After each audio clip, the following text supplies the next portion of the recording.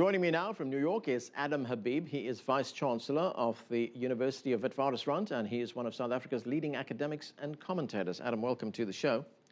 It's a pleasure.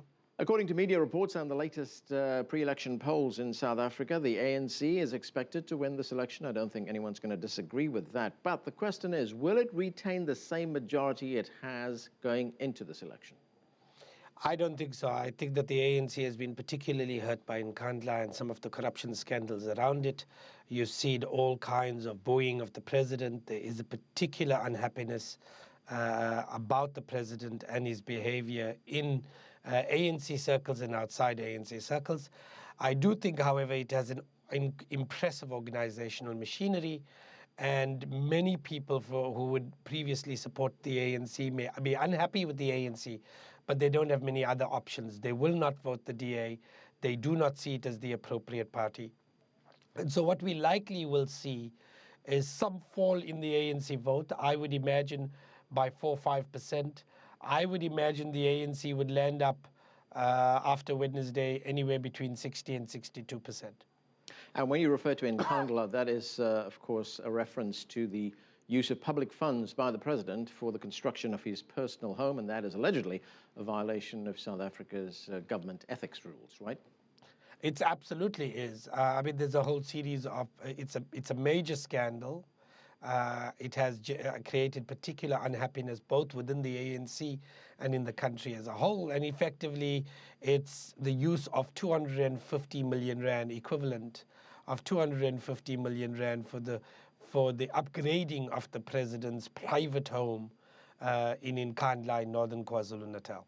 Right. Now, the president, Jacob Zuma, he has an approval rating of 5.8. That's according to an Ipsos poll, which was published in South Africa's Sunday Times. That's 5.8 out of 10, by the way. How will that affect the outcome of the election? I don't think it will. I think that the real difficulty is for many people who are pro-ANC, unhappy with the president, is where they go. And many of the black voters in particular would not go to the DA, in part because they see the DA as the party of the rich, not so much the party of minorities, but as the party of the rich.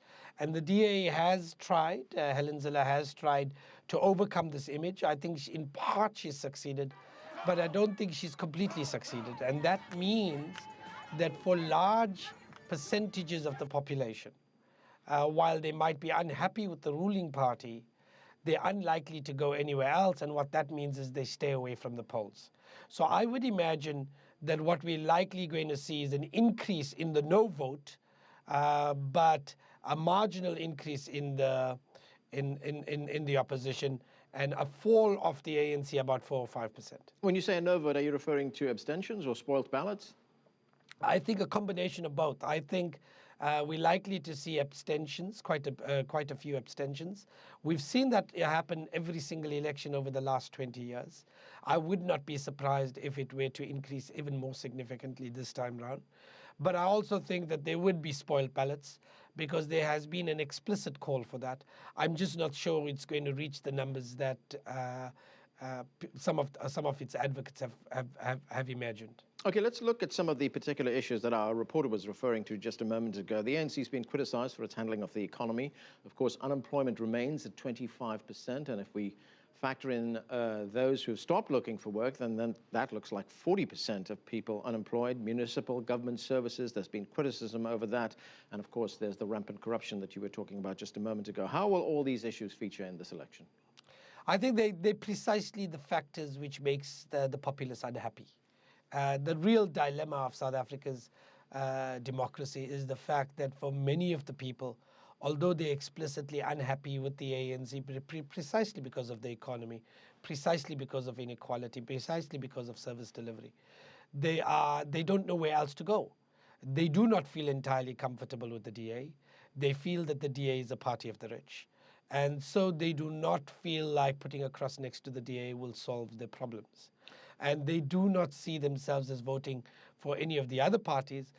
Quite a few young people might vote for the EFF, but I would imagine that they would get less than 5%.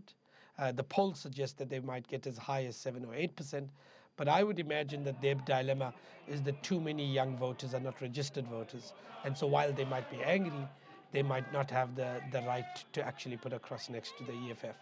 That's how I think the game is going to be played. I think what a lot of people who are unhappy with the ruling party are going to do is stay away from the polls, and some may even spoil ballots. But that's where the real opposition is going to be manifested. Right, the EFF, of course, is Economic Freedom Fighters. That's a new party, a new player on the South African political landscape. When it comes to the number of seats in Parliament, as we heard our reporters say, the ANC currently has something like 2/3 of those seats in Parliament. Is there a sort of psychological threshold after this election? You know, would the ANC want to keep at least, say, their seats in the low 60s, probably around 63%, which the polls are showing right now? And what happens if it sinks below that level? Well, I think that, obviously a lot of people talk about the 2/3. Until now, everybody spoke about 2/3. I don't think the ANC has been particularly focused on the 2/3. I think for them, falling below 60% would be significant. I think if they were to fall below 55 or 54%, I think Jacob Zuma would lose his job. I think that would be send a very, very powerful signal to the ANC that Zuma has hurt them more than they imagined. I don't anticipate that happening. I think for the ANC, if they were to get anything between 60 and 62, they're going to say that's a decisive win. It's a win that we expect, and they can work from there. I think anything below 60% that they will be hurt, but I think anything below 55 and Jacob Zuma has to find another job. Okay, I want to talk a bit more about the EFF. As I said, this is a new political player in South Africa. EFF being Economic Freedom Fighters. It has been gaining traction to some extent among young voters. As you say, you know, they would probably get between 5 and 7% of the vote, 5 at the lower end, 7 at the upper end. But why is it attracting young voters? I mean, it was formed by someone who was expelled from the ANC.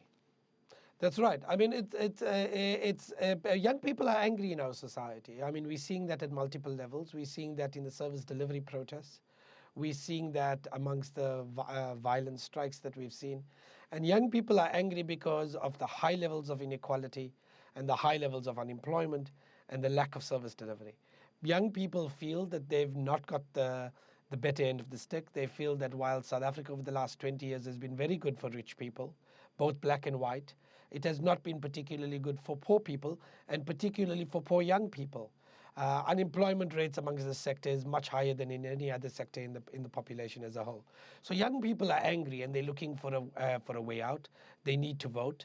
And one place, the one person who's articulated an anger, a grievance against the ANC, is Julius Malema and the EFF, the Economic Freedom Fighters.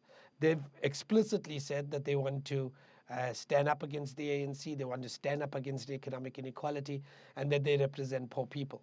And while many people might be skeptical of Julius Malema and his own history, if in a lot of ways they vote for the EFF, their vote is against the ANC as much as it is for the EFF.